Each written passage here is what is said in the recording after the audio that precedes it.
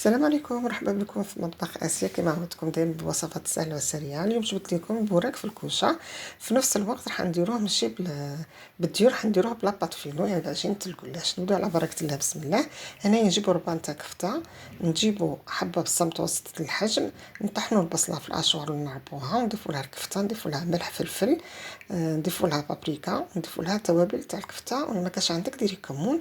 من بعد نحطوا لها فلفل، نقطعوا قطع صغيره، نحطوا لها، نحطوا زيتون شرائح، ونطيبوا كامل هذيك لافارس مع بعض حتى طيب لنا، حتى طيب لنا ديك لافارس. ومن بعد تزيدي لها الجبن، كي طيبي هذيك كامل الجبن وتزيدي لها شويه تاع جوج بغارف تاع لاكخيم فريش. الا كانت عندك ماهيش ضروري، ما كانش عندك ما ديريهاش. انا راح نديرها هنايا البوراك هذا راح نديره في المول الاسطوري، يعني مش راح عشان باش يعني راح نديرها بكميه قليله. الا كانت الافراد العائله كبيره ديري في مول واحد اخر. هنا نجيب نص كيلو تاع لاباط فيلو الجلاش، ونقلع جوج وراقي، يعني نفرق جوج وراقي مع بعض. شوفوا كيفاش راني ندير، نوجدهم ونغطيهم بالسربيته ونخليهم على جهه، خاطر نعرفوا دايما لاباط فيلو تنشف لنا بالخف. هنايا جبت بول، حطيت فيه نص كاس تاع سمن ولا زبده اللي عندك. انا دائما لاباط فيلو في اي وصفه ما نحطش فيها ليدان بزاف، خاطر هي دائما تطلع ليدان اللي فيها باش ما تجيكش مديمه بزاف تقدري تاكليها. هنايا كما قلت لكم الحشوه حشوه البوراك اللي نديروها دائما في البوراك الطبيعي اللي بالديون، ديريها هنايا في لاباط فيلو. نجيب المول الاسطوري، الا كان عندك افراد العائله نتاعك بزاف، يعني ما ديريش المول الاسطوري مش راح يكفيك. نجيب المول الاسطوري. هنايا معليش انا كنت في الاول كيما لويت دهن المول الاسطوري، عفوا دهن المول الاسطوري ونخلي على جهه.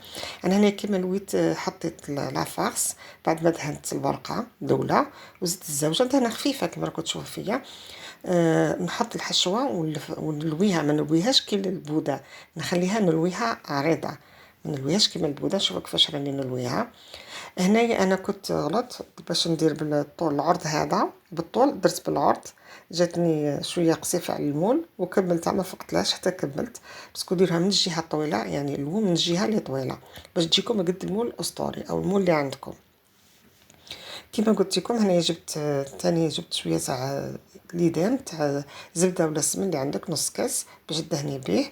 شوفوا كيفاش راني نعمرها وتلفيها. انا ما نحطش دايما ليدان بزاف كما قلت لك في لاباط، باش ما خاطر لاباط طلع ليدان اللي فيها باش ما تقهمكش وتجيك مليحه، وفي نفس الوقت راح نحن ندهنوها من بعد بشويه تاع الزبده. نعاود نكمل. شوفوا هنايا انا درت نص كيلو تاع لاباط فيلو، ما داتش معايا بزاف، يعني قعدوا لي نص كيلو، دات معايا يعني قولي ربع، دات معايا ربع. يعني هنا لاباط فيلو نشريها يعني كما يقولوا طازه، من ماشي مجمده بصح كيما يديروا يعني يحطوا اوراق بزاف، يعني نص كيلو تلقاي فيه حتى 16 ورقه. شوفي ها هو، وتستفيهم وحده على الاخرى، لازم تستفيهم جنب بعض، يعني ما تخليش ليسباس بينهم. وما درتهمش بوده، درتهم عراض. نقطعها وندهنها بالسمن، يعني ندهنها بالسمن ولا الزبده اللي عندك. انا نفضل يكون السمن، خاطر الزبده بالخف تحرق عجينه الفيلو.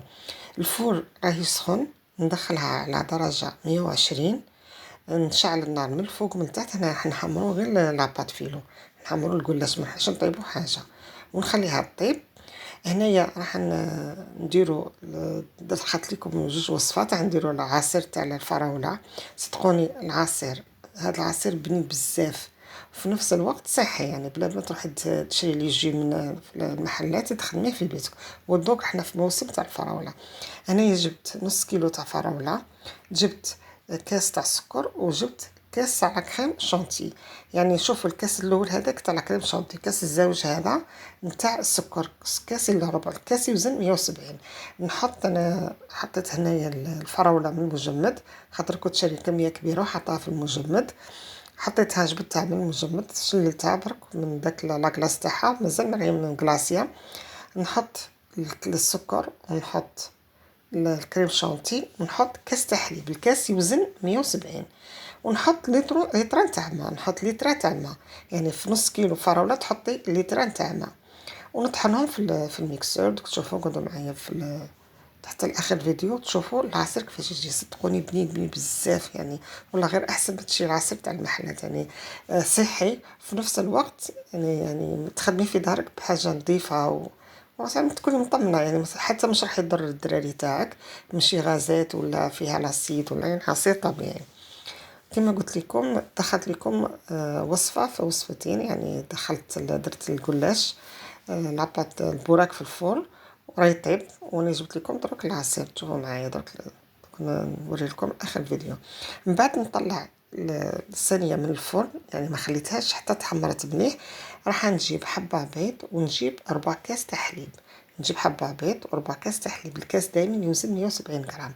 نضربهم مليح وندير درت هنايا قرصه تاع ملح، نضربهم مليح ونسقي بيهم الجلاش هذاك، تشربي به الجلاش باش الجلاش يجيك من داخل طري من فوق مجمر مقرمش. يعني صدقيني الوصفه هذه سهله وسريعه في نفس الوقت، ما تقعديش تقلي، يعني توفري شويه من الليدام، خاصة احنا في رمضان واحد صايم ما يكترش من الليدام من الزيوت.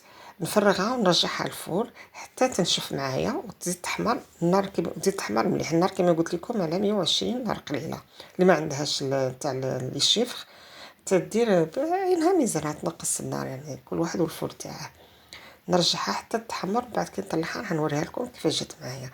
وصفه سهله سريعه بسيطه توجد معك بالخوف، يعني بدل ما تكوني تقلي ولا تدخليها في الفرن. شوفي هاي بعد ما طلعتها شوفي كيفاش جات. صدقوني بنين وخفيف، حتى اللي يكون يقعد معاك الغد من داك ماشي كيما نديرو البوراك في الزيت يقعد غدوه من داك متعرفيش تاكليه طرا. تقعد تحميها في الاير فرير ولا في الفرن ولا الميكرووند، صدقيني كانك عملتيها هذاك وين.